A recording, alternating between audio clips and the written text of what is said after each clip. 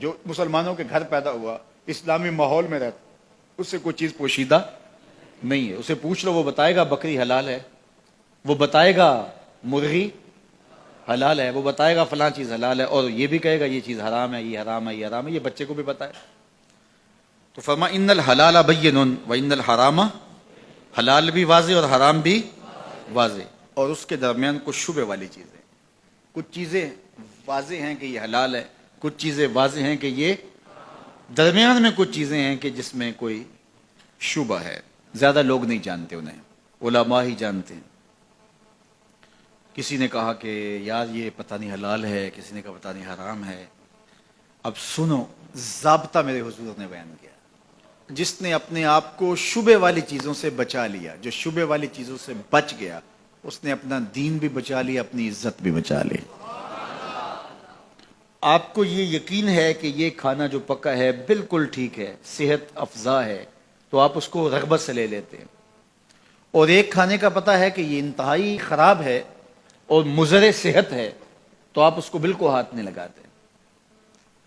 اور ایک کے بارے میں آپ کو شک ہے، پتہ نہیں صحیح ہے کہ پتہ نہیں خراب ہے، تو کبھی بھی اپنی صحت کا خیال رکھنے والا اس مشکوک کھانے کو نہیں کھائے گا. اس لیے دین کے معاملے میں بھی ایسے کرو کہ جس کے بارے میں تمہیں شک ہو اس کو چھوڑ دو، اور اس کو اختیار کرو جس کے بارے میں شک نہ ہو. اور پھر ارشاد فرمایا جو شبہ والی چیزوں میں پڑ گیا وہ حرام میں پڑ گیا. جس طرح کوئی شخص کسی چراگاہ کے گرد اپنے جانور چراتا ہے، سرسبز چراگاہ ہے، اور وہ اس کے آس پاس اپنے جانور رکھتا ہے، تو کبھی تو کوئی بکری، کبھی تو کوئی بھیڑ، کبھی تو کوئی جانور اچانک جا کے دوسرے کی چراگاہ کے اندر منہ مار لے گی. تو پھر ضرورت ہی کیا ہے اس کے قریب جانے کی؟ تو کہا جو حرام کے قریب جائے گا ایک دن حرام میں مبتلا ہو جائے گا.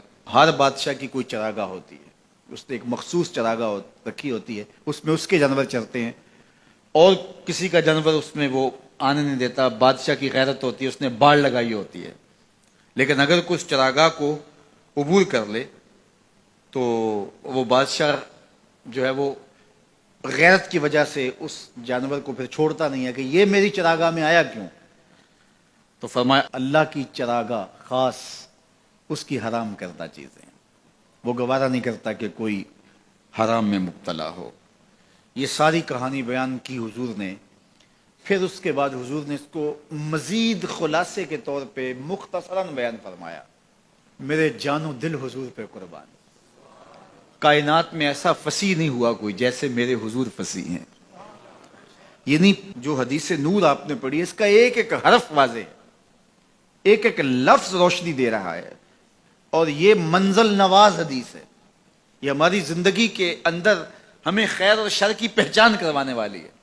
لیکن اس کے بعد پھر میرے حضور نے اس کو دوسرے پیرائے میں بیان کیا. کتنا خوبصورت انداز ہے، سن لو. انسان کے جسم کے اندر گوشت کا ایک ٹکڑا ہے، جب وہ صحیح ہو جائے تو پورا جسم صحیح ہو جاتا ہے، اور جب وہ خراب ہو جائے تو پورا جسم خراب ہو جاتا ہے. الا وہی القلب، گوشت کے اس ٹکڑے کا نام دل ہے. دل اگر ٹھیک ہو گیا تو پورا جسم، اور دل خراب ہو گیا تو پورا جسم خراب ہو گیا. اس لیے وہ رومی نے کہا تھا دل بدست آور کہ حج اکبر است. دل کو قابو میں لیا، یہ حج اکبر ہے. وہاں تو پھیرے کاٹے لیکن تیرا دل کہیں اور تھا، تو کہا نہیں، دل بدست آور کہ حج اکبر است، از ہزاراں کعبہ یک دل بہتر است. کہا کہ 1000 کعبے سے ایک دل بہتر ہے. کیوں؟ کعبہ بن گاہ خلیل اطہر است. کعبہ حضرت ابراہیم کی گزرگاہ ہے، دل گزرگاہ جلیل اکبر است، اور دل رب جلیل کی گزرگاہ ہے.